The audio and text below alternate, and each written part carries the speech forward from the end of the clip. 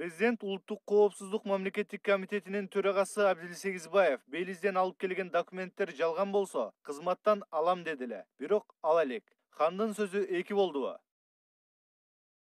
Эки эмес, керек болсо 7 болот. Ар бир жерге барганда башка сөз кетип бартпайбы? Маны өрөтөрү албай калбадыбы? Эл деле таң калыштуу да, үн чыкпайт да. Баштакы заман болгондо, эгер бир жерден сөздөн жаңылсаң, жарга такап алчу. Ушул эле биздин эл. А бүгүн эмне болуп уктап жатат түшүнүксүз. Себеби эмнеде? Кандай дейсиз? Себеби эмнеде?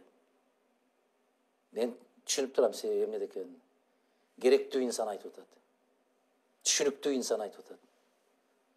Эгерде башка киши ушу сөздөрдүн 100дөн бирин айткан болгондо, ак үйдүн үстүнө желек кылып илип алмак. Ол момундай деп сүйлөдү деп.